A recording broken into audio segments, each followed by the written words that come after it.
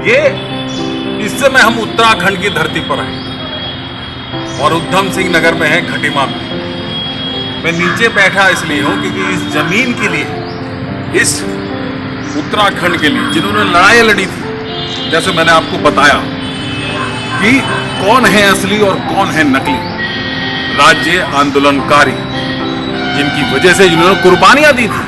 कुर्बानी देने के बाद जो उत्तराखंड राज्य बना, और खटीमा उधम सिंह नगर में हम आज इसलिए हैं क्योंकि कहानी यहीं से शुरू होती है। बहुत लोगों ने कुर्बानियां दी, लेकिन आज हो क्या रहा है कि जो राज्य आंदोलनकारी होना चाहिए वो तो कहीं या तो कोई रिक्शा चला रहा है, कहीं कहीं बैठा है, लेकिन उसका कुछ पता नहीं। इसी पर हम बात करने के लिए उत्तराखंड से बात करने के लिए इस समय खटीमा से जो जिला अध्यक्ष है उत्तराखंड क्रांति दल के भानु, उनसे पूरा नाम उन्हीं से पूछेंगे। आज उनसे बात करने आए हैं। हम सबसे पहले पूरा नाम देंगे। मेरा नाम राम सिंह धामी है, मैं जिला अध्यक्ष यूपीडी खटीमा हूँ, राज्य आंदोलनकारी। उत्तराखंड क्रांति दल की जो स्थापना इसलिए हुई थी कि मतलब उत्तर प्रदेश के पर्वतीय जिले को अलग बनाकर एक राज्य बनाया जाए और छोटी छोटी प्रशासनिक इकाइयाँ हों जिससे लोगों का विकास हो सके, लोगों को सब सुविधाएं मिल सके, इस हिसाब से बनाया गया। मगर जो है आज राष्ट्रीय दलों ने इस पर कब्जा कर लिया कि वो बाहुबली हैं, पैसे वाले हैं। इन सब को लेकर उन्होंने उत्तराखंड को, आज मैं तो ये कहूँगा कि जब आपसे अपनी खुली बात कह रहा हूँ तो उत्तराखंड को बर्बाद करने तुले पड़े। मैं आपको रोकना चाहूंगा, लेकिन मैं एक बात दर्शकों को एक बहुत पते की बात बताऊं कि आपने कई आंदोलनकारियों को देखा होगा कि वो अपना प्रमाण पत्र कभी एसडीएम को दे रहे हैं, कभी किसी को दे रहे हैं। लेकिन सबसे बड़ा खुलासा जो मैं करने जा रहा हूं, शायद आपको पता हो या नहीं भी पता सकता। उत्तराखंड क्रांति दल के दिवाकर भट्ट जो कैबिनेट मंत्री भी रह चुके हैं, क्या आप सोच सकते हैं कि वो भी राज्य आंदोलनकारी नहीं है? कमाल की बात। क्या नाम है आपका?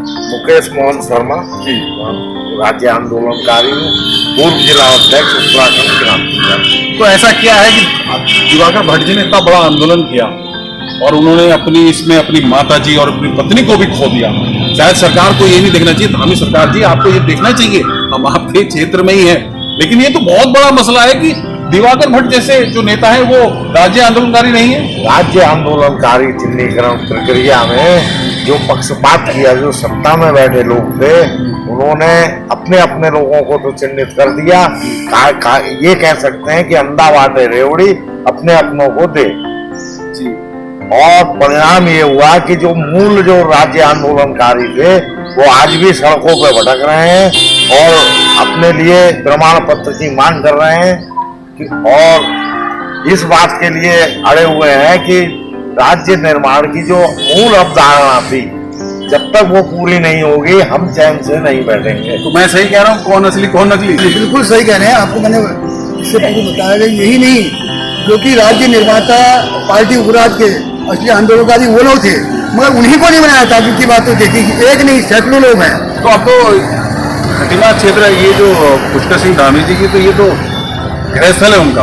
कभी आप लोग उनसे मिले, कभी आपको बताया, उनको लिस्ट दी आपने? बिल्कुल जी सर, हम यही नहीं, पिछली बार मैं 14 अगस्त को जब हम लोग मिले थे, राज्य आंदोलनकारी जो जेल में गया हुआ है, काशीपुर से पकड़ा गया था, उसके पूरे प्रमाण पत्र हैं। उनको केवल प्रमाण पत्र दिया गया, पेंशन आए थे लागू नहीं। एक उदाहरण ये दे रहा हूँ, ऐसे कई लोग हैं। अगर आप पूछेंगे बहुत लंबी लिस्ट है। आज तो आंदोलनकारी उनको बनाया गया जो जेल में बलात्कारी थे, आज वो आंदोलनकारी हैं। कई ऐसे लोग हैं। कैबिनेट मंत्री दिवाकर भट्ट जी से जब हमने फोन पर वार्ता की तो उनका एक संदेश था, और वो संदेश ये था कि उन्होंने बोला था कि जब उनसे फोन पर बात की थी, उन्होंने बोला था कि इस बार पहले जो हमने आंदोलन किया था वो था उत्तराखंड बनाना है, और अब जो उनका एक नया स्लोगन आ गया है, उत्तराखंड को बचाना है। क्या ये सही है? बिल्कुल सही सर। हम उत्तराखंड के लोग ये चाह रहे कि मतलब कम से कम जो असली राज्य के लोग हैं, मूल निवासी हैं, उनको कम से कम वो सुविधाएं तो मिली। मिलनी चाहिए। आज आप देखिए पूरा चाइना बॉर्डर से देखिए, आज आप धारचूला से उधर देखिए बॉर्डर खाली हैं। क्यों? ये सब केंद्र सरकार और राज्य सरकार भी गलत नीति है। ये दोनों ही राष्ट्रीय पार्टियां मतलब एक ऐसे जिससे कि मतलब एक प्रकार है दोनों मौसेरे भाई, चोर चोर मौसेरे भाई वाली बात आ गई। इन्होंने कभी राज्य और राष्ट्र के लिए नहीं सोचा। आखिरी सवाल है, धामी जी से क्या कहना चाहते हैं? मैं तो माननीय मुख्यमंत्री जी से ये कहूँगा, जो वास्तव में राज्य के लड़े थे उनको राज्य आंदोलनकारी दर्जा दिया जाना चाहिए और इस चिन्हीकरण में दोबारा से जांच होनी चाहिए। उधम सिंह नगर में जो लिस्ट गई थी राज्य आंदोलन, क्या उसमें फर्जीवाड़ा है या कुछ गलत है? नहीं सर, ऐसा है ना, अभी तक जो आज एक नहीं सभी लोग यही कहते हैं कि कम से कम 50% गलत है। तो ये तो धामी जी, और हम भी आपको ये कहना चाहते हैं कि एक बार सरकार को इस विषय में सोचना चाहिए। काफी दुख होता है कि इतने संघर्ष के बाद भी आज उनको उनका हक नहीं मिल रहा है। ये राज्य आंदोलनकारी ये नहीं कहता कि मुझे पैसे की नीयत से मुझे राज्य आंदोलनकारी वो चाहिए। जो इनका हक है, उत्तराखंड के लिए लड़ाई क्यों लड़ी थी, ये उनका हक है।